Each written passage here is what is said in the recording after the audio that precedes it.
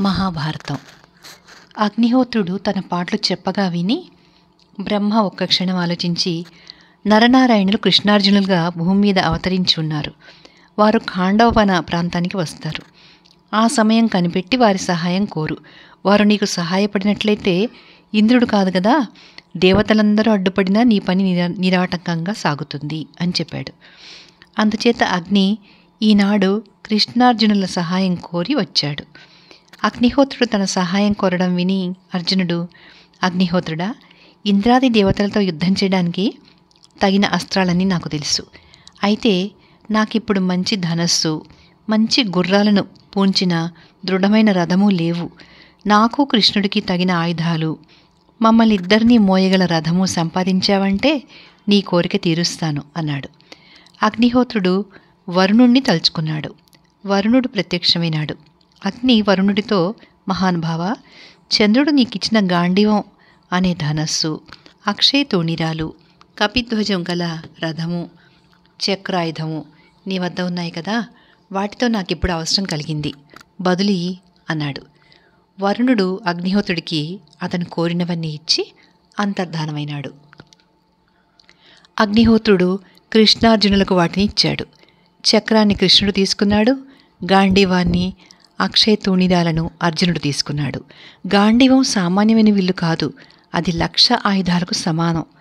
ఆ రథాన్ని, అక్షయ తూణీరాలను పూర్వం విశ్వకర్మ నిర్మించాడు. వాటిని చంద్రుడు దేవాసురు యుద్ధాల్లో ఉపయోగించాడు. కృష్ణుడు తీసుకున్న చక్రాయుధం శత్రువులను చంపి తిరిగి వచ్చే శక్తి కలది. వరుణుడు అంతర్ధానమయ్యే ముందు కృష్ణుడికి కౌమోదకి అనే గదను కూడా ఇచ్చాడు. ఆయుధాలు స్వీకరించి కృష్ణార్జునులు, ఓ అగ్నిదేవుడా, ఇక నువ్వు ఖాండవవనాన్ని దహించడం ప్రారంభించు. ఇంద్రుడు వచ్చినా మమ్మల్ని ఏమీ చేయలేడు అన్నారు. అగ్నిహోత్రుడికి ఎక్కడలేని ఉత్సాహం వచ్చింది. అతను ఖాండవవనం ప్రవేశించి అందులోని మహావృక్షాలను, లతలను, ఓషధులను, వనస్పతులను దహించసాగాడు. కార్చిచ్చు వేడికి తట్టుకోలేక వనంలోని వివిధ ప్రాణులు బయటికి పారిపోతూ ఉంటే కృష్ణార్జునులు వాటిని పోనివ్వక అగ్నికి ఆహుతి అయ్యేటట్టు చేశారు. ఆకాశంలోకి ఎగిరిపోవడానికి ప్రయత్నించిన పక్షులు వేడికి మాడి తిరిగి మంటల్లోనే పడిపోయాయి. ఖాండవవనం అతి దారుణంగా తగలబడుతూ అకాల ప్రళయం అనిపించింది. దాని వేడికి భయపడి దేవతలు ఇంద్రుడి దగ్గరకు వెళ్ళి లోకాలన్నీ బూడిదైపోతున్నాయి అని చెప్పారు. ఖాండవవనం మీదుగా భారీగా వర్షం కురిపించమని ఇంద్రుడు పర్జన్యుణ్ణి ఆజ్ఞాపించాడు. ఎంత పెద్ద ఎత్తున వర్షం కురిసిన నీరు కురిసినట్టే ఆవిరైపోయి అగ్నిని చల్లార్చలేకపోయింది. అది చూసి ఇంద్రుడికి చాలా కోపం వచ్చింది. ఖాండవవనం మీద ఒక్కసారి వర్షం కురవమని అతను మేఘాలన్నింటినీ ఆజ్ఞాపించాడు. అర్జునుడు ఖాండవవనం మీదనే కాక దాన్ని దాటి అన్ని పక్కల చాలా మేర వాన చినుకు అన్నది పడడానికి వీలు లేకుండా బాణాలతో పందిరి నిర్మించాడు. ఖాండవవనం తగలబడిపోవడానికి ఏ అంతరాయము లేకపోయింది. కృష్ణార్జునుల సహాయంతో ఈసారి అగ్నిహోత్రుడు వనాన్ని పూర్తిగా దహనం చేస్తాడు అని రూఢి కాగానే ఆ వనానికి ఎంతో కాలంగా రక్షకుడుగా ఉండిన తక్షకుడు చల్లగా వనాన్ని వదిలిపెట్టి కురుక్షేత్రానికి చేరుకున్నాడు. తక్షకుడి కొడుకు అశ్వసేనుడు అనేవాడు తన తల్లి చాటున వనం విడిచిపోతుండగా అర్జునుడు గమనించి అశ్వసేనుడి తల్లి తలను, అశ్వసేనుడి తోకను బాణాలతో నరికాడు. తోక తెగిన ప్రాణాలతో అశ్వసేనుడు తప్పించుకున్నాడు. తర్వాత ఇంద్రుడికి అర్జునుడికి ఘోరమైన యుద్ధం జరిగింది. కానీ ఇంద్రుడు అర్జునుడిని జయించలేకపోయాడు. ఖాండవవనాన్ని ఆశ్రయించుకుని ఉన్న రాక్షసులు కొందరు యుద్ధానికి రాగా కృష్ణుడు వారిని తన చక్రంతో చంపేశాడు. మయుడు అనే రాక్షసుడు తప్పించుకుని పారిపోతుంటే కృష్ణుడు వాడిని చంపబోతే మయుడు అర్జునుడిని శరణుజొచ్చాడు. ఖాండవవనాన్ని అగ్నిహోత్రుడు 15 రోజుల పాటు దహించాడు. అందులో ఉన్న ప్రాణికోటి కూడా వనంతో పాటు కాలిపోయింది. అందులో చావకుండా బతికిన వారెవరంటే తక్షకుడు, అతని కొడుకు అశ్వసేనుడు, మయుడు, శాన్బకులు నలుగురును. ఈ శాన్యకులు మందపాలుడు అనే ముని సంతానం. మందపాలుడు బ్రహ్మచర్య వ్రతం అవలంబించి చాలా కాలం తపస్సు చేసి తన యోగశక్తితో స్వర్గానికి వెళ్ళాడు. కానీ అతనికి స్వర్గంలో సుఖం కలగలేదు. అన్ని సుఖాలు ఇవ్వదగిన స్వర్గం తనకు సుఖంగా ఎందుకు లేదు అని మందపాలుడు అక్కడి దేవతలను అడిగాడు. దానికి దేవతలు, నువ్వు తపస్సు చేసి దేవరుణం తీర్చావు, కానీ సంతానం పొంది పితరుల రుణం తీర్చలేదు. అందుకే ఈ స్వర్గంలో నీకు సుఖం లేకుండా ఉంది అని జవాబు చెప్పారు. అప్పుడు మందపాలుడు పక్షులకు త్వరగా సంతాన ప్రాప్తి కలుగుతుంది కదా అని శాంఖ్యపక్షి రూపం ధరించి జరిత అనే ఆడపక్షికి 4 పిల్లల్ని కన్నాడు. తర్వాత అతను తన ఆశ్రమానికి తిరిగిపోయి లపిత అనే భార్యతో మామూలుగా సంసారం చేయసాగాడు. అలా ఉండగా ఒకనాడు మందపాలుడికి ఖాండవ వనాన్ని దహించడానికి పోతున్న అగ్ని కనిపించాడు. ఆయన తన శక్తితో అగ్ని ఉద్దేశం గ్రహించి, అగ్నిహోత్రుడా, ఖాండవ వనంలో నా బిడ్డలున్నారు, వారిని మాత్రం చావనీకు అన్నాడు. దానికి అగ్ని అంగీకరించాడు. ఆ కారణంగా శాంఘ్యకులు 4 ప్రాణాలతో బయటపడ్డారు. ఏమైతేనే ఖాండవనం పూర్తిగా తగలబడిపోయింది. అగ్నిదేవుడి అజీర్తి నివారణ అయింది. ఆయన తనకు సహాయపడిన కృష్ణార్జునులను దీవించి తన దారిని తాను వెళ్ళిపోయాడు. ఇంద్రుడు కూడా కృష్ణార్జునుల శక్తి సామర్థ్యాలకు మెచ్చి దేవతలతో సహా వారి ముందు ప్రత్యక్షమైనాడు. వారు ఇంద్రుడికి నమస్కారం చేశారు. ఇంద్రుడు వరం కోరుకోమంటే అర్జునుడు దివ్యాస్త్రాలు ఇవ్వమని కోరాడు. నీకు మహేశ్వరుడు ప్రత్యక్షమవుతాడు, అప్పుడు నేను నీకు దివ్యాస్త్రాలు ఇస్తాను అని ఇంద్రుడు అర్జునుడికి చెప్పి కృష్ణార్జునుల స్నేహం శాశ్వతంగా ఉండేటట్లు దీవించి దేవతలతో సహా స్వర్గానికి వెళ్ళిపోయాడు. తర్వాత కృష్ణార్జునులు యమునా తీరాన తమ విహార స్థలానికి తిరిగి వచ్చారు. వారి వెంట మయుడు కూడా ఉన్నాడు. మయుడు అర్జునుడికి నమస్కారం చేసి, మహాత్మా, మీ దయచేతనే నేను ఖాండవవనం నుంచి ప్రాణాలతో బయటపడ్డాను. ఈ కృష్ణుడు గాని అగ్నిహోత్రుడు గాని నన్ను దహించడానికి వెనుకాడి ఉండరు. నేను మీకు ఏ విధంగా ప్రత్యుపకారం చేయను? నేను రాక్షసుల విశ్వకర్మను, అందుచేత మీరేది కోరితే అది నిర్మించి పోదామనుకుంటున్నాను. అందుచేత మీ కోరికేమిటో తెలపండి అన్నాడు. అర్జునుడు ఏమీ కోరకుండా, నీ స్నేహభావం మాకు చాలు అన్నాడు. కానీ మయుడు ఏదన్నా నిర్మించి ఇస్తాను అని పట్టుపట్టాడు. అందుచేత అర్జునుడు కృష్ణుడి సలహా అడిగాడు. కృష్ణుడు కొంచెం ఆలోచించి మయుడితో, ధర్మరాజుకు ఒక ప్రశస్తమైన సభ నిర్మించి ఇవ్వు. అది చాలా అందంగా ఉండాలి, దివ్య ప్రభావం కలదిగా ఉండాలి అన్నాడు. అందుకు మయుడు సమ్మతించాడు. కృష్ణార్జునులు మయుడితో సహా ఇంద్రప్రస్థానికి తిరిగి వచ్చి ధర్మరాజుకు ఖాండవవన దహనం గురించి అంతా చెప్పారు. మయుణ్ణి అర్జునుడు ఏ విధంగా అగ్ని నుంచి కాపాడింది, అందుకు ప్రత్యుపకారంగా మయుడు ఎలా సభను నిర్మిస్తానన్నది కూడా ధర్మరాజు తెలుసుకుని సంతోషించి మయుడికి తగిన సత్కారం చేశాడు. తర్వాత మయుడు ఒక శుభదినాన మంగళ స్నానం చేసి బ్రాహ్మణులకు సంతర్పణ చేసి ఎటు చూసినా 10,000 జనాలుండే నలుచదరపు స్థలంలో సభాభవనం నిర్మించడానికి ఉపక్రమించాడు. ఆ సమయంలోనే కృష్ణుడు ద్వారకకు తిరుగు ప్రయాణమైనాడు. అర్జునుడు ఎక్కి వచ్చిన రథం మీదనే అతను తిరిగి వెళ్ళాడు. పాండవులు అతని చాలా దూరం సాగనంపారు. కొద్ది కాలానికి మయుడు సభా నిర్మాణం పూర్తి చేశాడు. అతను ఒకప్పుడు వృషపర్వుడు అనే రాక్షసరాజుకు సభను నిర్మిద్దాం అనే ఉద్దేశంతో బిందు సరోవరం తీరాన వివిధ మణిమయ పదార్థాలు దాచి ఉంచాడు. అక్కడనే వృషపర్వుడు తన సాటిలేని గదను కూడా దాచి ఉంచాడు. వరుణుడి శంఖం, దేవదత్తం కూడా అక్కడ ఉంచిన సామగ్రిలో ఉంది. మయుడు ఆ గదను భీముడికి, శంఖాన్ని అర్జునుడికి తెచ్చిచ్చాడు. ఇక సభను మయుడు తయారు చేసిన పద్ధతి అత్యద్భుతమైనది. అందులో మయుడు కొన్ని సరోవరాలు కట్టాడు. వాటి గోడలకు రత్నాలు, ఆకులకు వైఢూర్యాలు, మెట్లకు స్ఫటికాలు అమర్చాడు. బంగారంతో చేసిన కమలాలు, తాబేళ్లు, చేపలు ఏర్పాటు చేశాడు. నీటి భాగానికి నేల భాగానికి తేడా కనపడకుండా చేశాడు. సభ అంతటా దూలాలకు, స్తంభాలకు, గోడలకు, అరుగులకు మణులు అమర్చాడు. ఆ సభలో అనేక రకాల ఆకర్షణలున్నాయి. చూసేవారికి అనేక రకాల భ్రమలు కలుగుతాయి. లోకోత్తరమైన ఈ సభను తయారు చేసి ఇచ్చిన మయుడికి ధర్మరాజు తగిన సన్మానం చేసి పంపేశాడు. తర్వాత ఆయన 10,000 మంది బ్రాహ్మణులకు సంతర్పణ, సమారాధన చేసి దానాలిచ్చి వారి ఆశీర్వాదాలు పొంది తన తమ్ములతో సహా మయసభ ప్రవేశించాడు. అనేక దేశాల రాజులు ధర్మరాజు గొప్పతనాన్ని ఆమోదించి అతనికి గుర్రాలు, బంగారు ఆభరణాలు, మణులు, అందగత్తెలైన స్త్రీలు, దాసీలు మొదలైన కానుకలు తెచ్చి సమర్పించారు. ఇలా కానుకలు తెచ్చిన వారిలో అంగ, వంగ, కళింగ, ఆంధ్ర, పుండ్రక, కిరాత, మగధ, మత్స్య, మాళవ, కేకయ, కరుస, కాంభోజ, మద్ర, పాండ్య మొదలైన దేశాల రాజులున్నారు. అలాగే అనేక మంది ప్రసిద్ధులైన ఋషులు ధర్మరాజు సభకు వచ్చి అనేక కథలు చెప్పారు. ఆ సమయంలో నారదుడు, పారిజాతుడు, రైవతుడు మొదలైన తన శిష్యులతో ధర్మరాజు దగ్గరికి వచ్చాడు నారదుడు. ధర్మరాజు భక్తితో నారదుడికి అర్ఘ్యపాద్యాలు, ఆసనము, మధుపర్కాలు ఇచ్చి సత్కరించాడు. నారదముని ధర్మరాజుతో రాజు చేయవలసిన అనేక పనులను గురించి మాట్లాడి దిక్పాలకుల సభలను వర్ణించి చెప్పి, రాజసూయ యాగం చేసిన వారికి స్వర్గం లభిస్తుందని, హరిశ్చంద్రుడి వంటి రాజులు ఆ యాగం చేయడం వల్లనే ఇంద్రలోకంలో ఉన్నారని చెప్పి ఒక హెచ్చరిక కూడా చేశాడు. అదేమిటంటే, రాజసూయం నిర్విఘ్నంగా చేసినట్లయితే అపారమైన జననష్టం కలిగించే యుద్ధం వస్తుంది.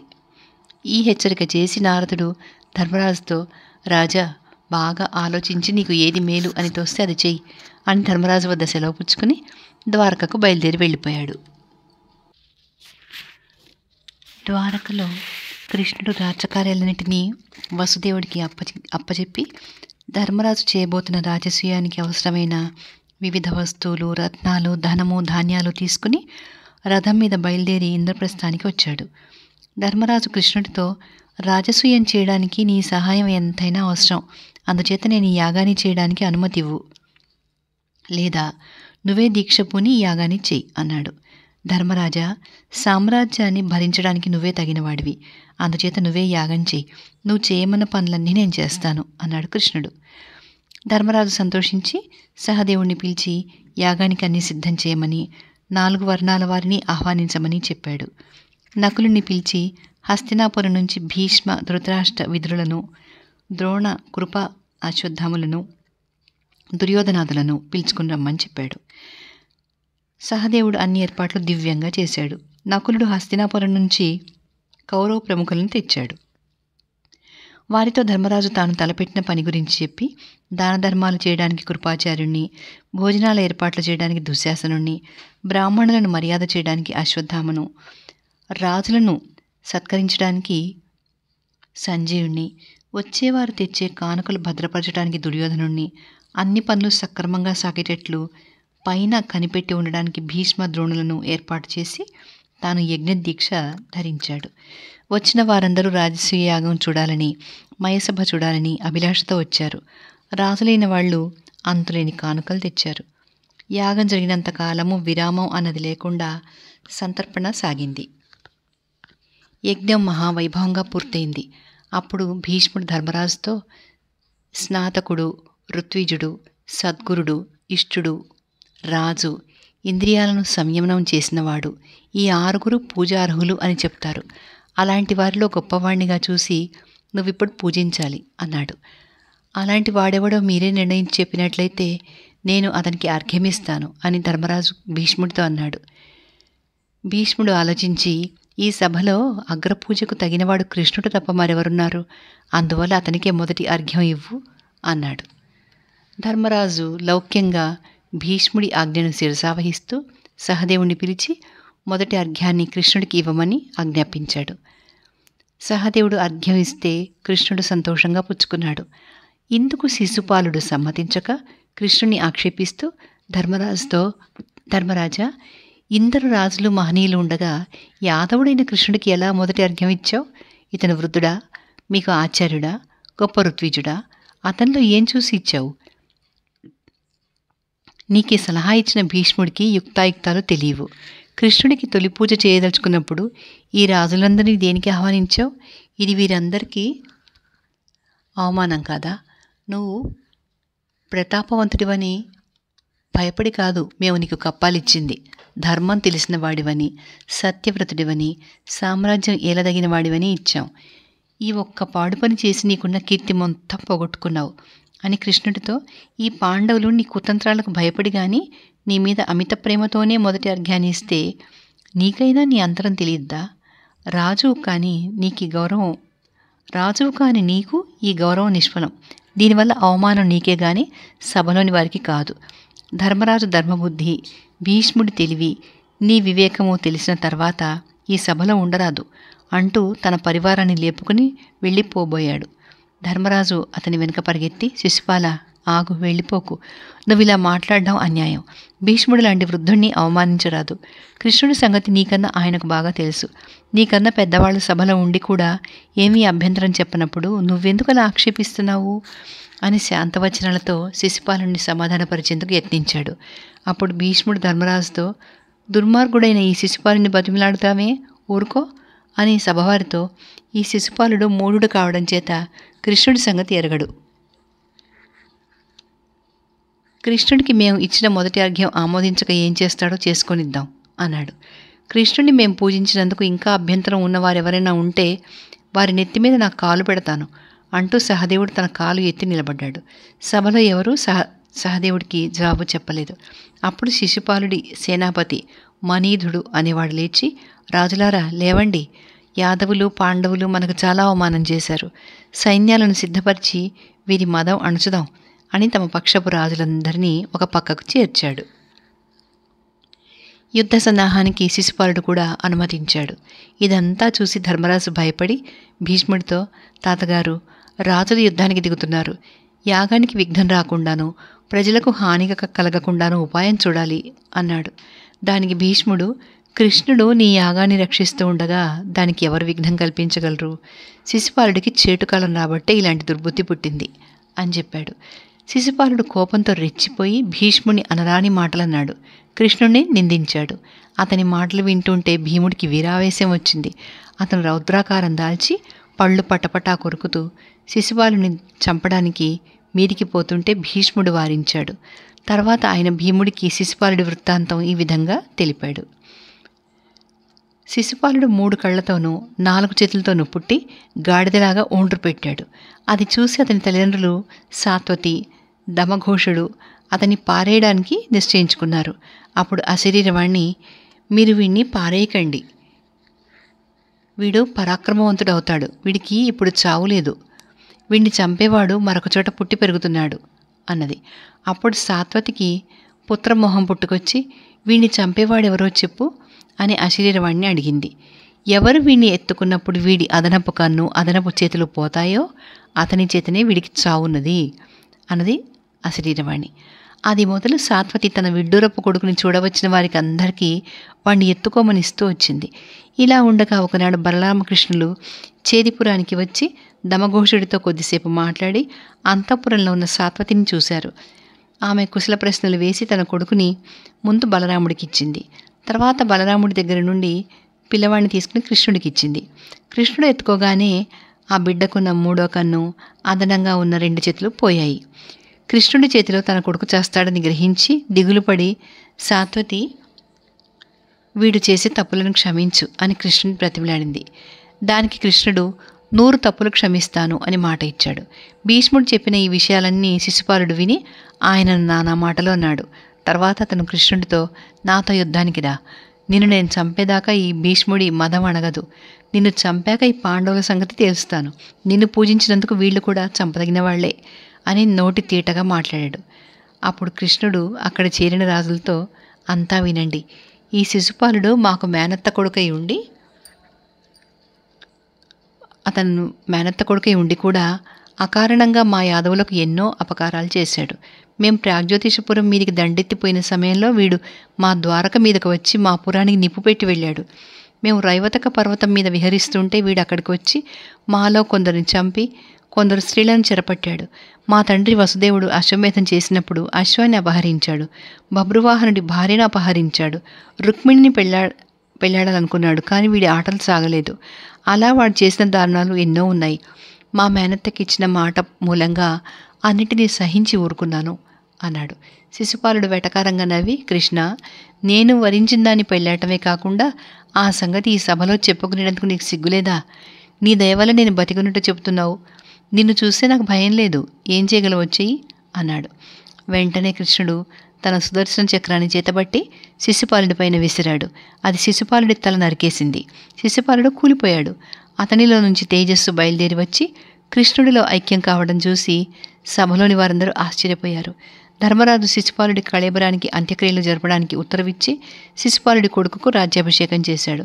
రాజసూయ యాగం పూర్తయింది.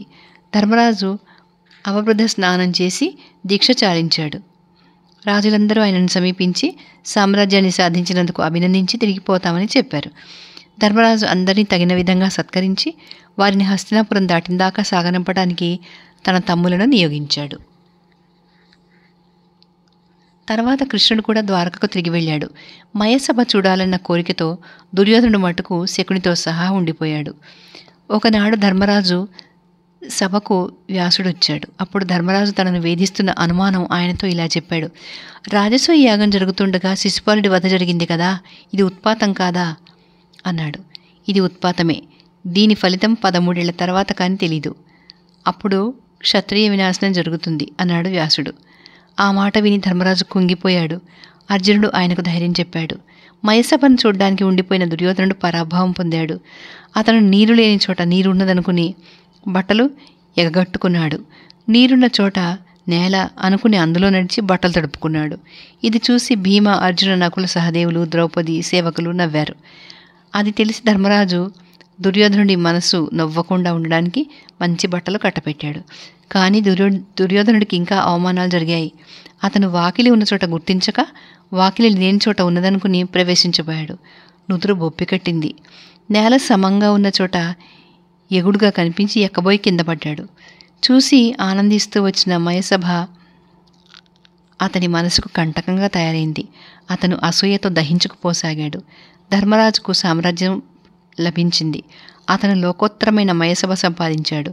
ఈ సంగతులు తలుచుకున్న కొద్దీ దుర్యోధనుడి మనస్తాపం హెచ్చిపోయి అతన్ని దహించవేయసాగింది. అతను ధర్మరాజుతో వెళ్ళి వస్తానని చెప్పి హస్తినాపురానికి బయలుదేరి వెళ్ళిపోయాడు. దుర్యోధనుడు పాండవులపై గల ఈర్ష్యతో మనోవ్యాధిపడి కృషిస్తున్నాడు. అతని స్థితి చూసి శకుని, దుర్యోధన, ఏమిటిలా చిక్కిపోయావు? నీకు పట్టుకున్న విచారం ఏమిటి అని అడిగాడు.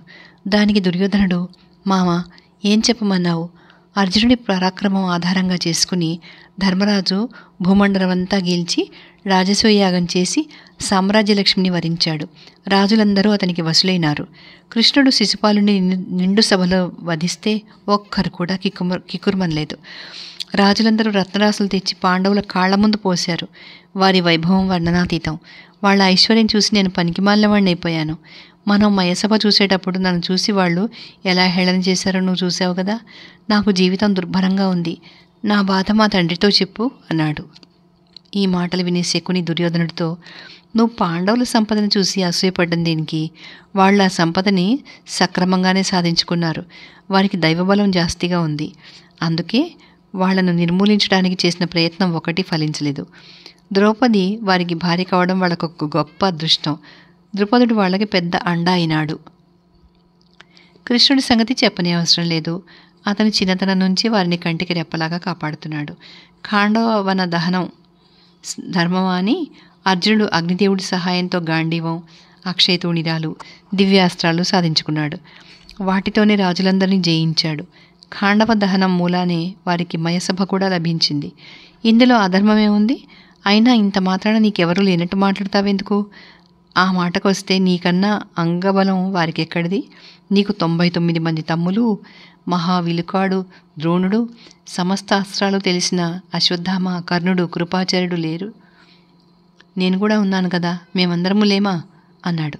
అలా అయితే మనం సైన్యాలను తీసుకుని పోయి పాండవులతో యుద్ధం చేసి ఆ మయసభను హస్తినాపురానికి తెచ్చుకుందాం అన్నాడు దుర్యోధనుడు. దుర్యోధన, పాండవులను గెలవడం అంత తేలిక కాదు. యుద్ధం దేనికి? అంతకన్నా వారిని జయించే సులభోపాయం చెప్తా విను. ధర్మరాజుకు జూదం చాలా ఇష్టం. అతని జూదానికి పిలు.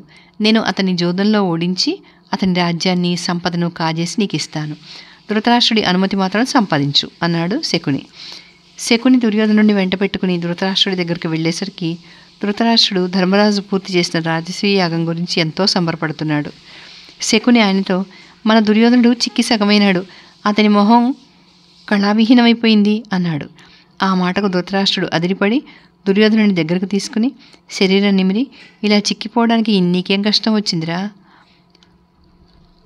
అని అడిగాడు. దానికి దుర్యోధనుడు, నాకు మనోవ్యాధి పట్టుకుంది, నిద్ర రాదు, భోజనం రుచించదు, ఎందువల్ల సంతోషం కలగదు. శత్రువుల వైభవం చూసి నాకు ఈ మనోవ్యాధి పట్టుకుంది. ధర్మరాజుకు గల సంపద పూర్వం ఏ రాజుకు ఏనాడు లేదు. నేను చిక్కిపోక ఏం చేస్తాను అన్నాడు.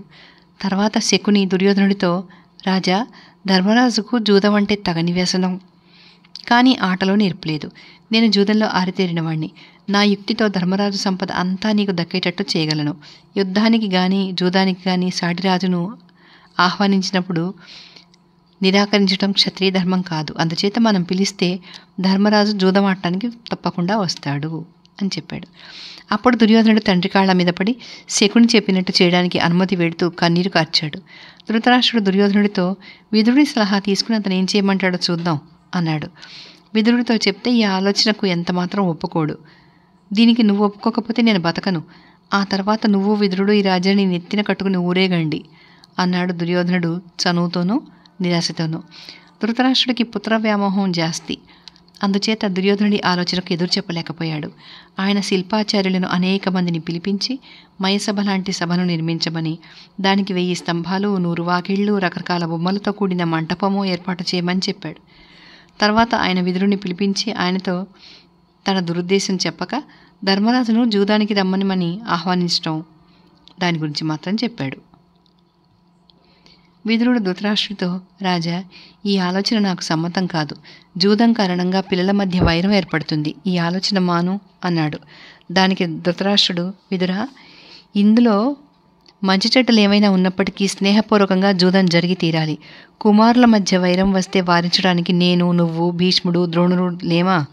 నువ్వు రథం మీద ఇంద్రప్రస్థానికి వెళ్ళి ధర్మరాజుని ఇక్కడికి తీసుకురా అన్నాడు. విదురుడు ఈ సంగతి భీష్ముడితో చెప్పి ఆయన అభిప్రాయం తెలుసుకుంటేందుకు బయలుదేరాడు. అతను వెళ్ళగానే ధృతరాష్ట్రుడు తన కొడుకును పిలిచి ఈ జూద ప్రయత్నం మానుకోమని చెప్పి చూశాడు. కావలిస్తే నువ్వు కూడా రాజసూయం చేసి సామ్రాజ్యం సంపాదించు అన్నాడు. కానీ దుర్యోధనుడు వినిపించుకోలేదు. జూదం కూడా ఒక విధమైన యుద్ధమేనని, అందుకు నేర్పును బట్టి అందులో జయాపజయాలు ఉంటాయని శకుని చెప్పాడు.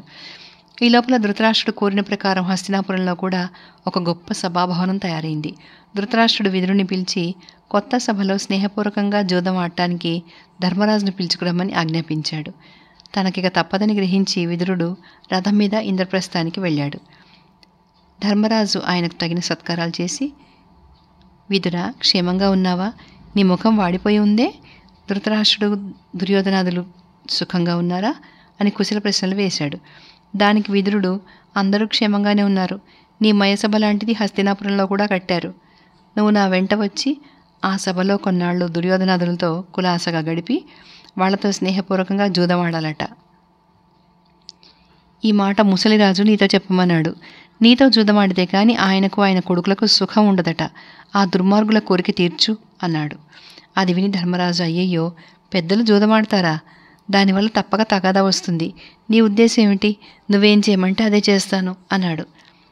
జూదం కలహకారణమని నేను ఎంత చెప్పినా ఆ గుడ్డిరాజు వినిపించుకోక నిన్ను తీసుకురమ్మని నన్ను పంపాడు.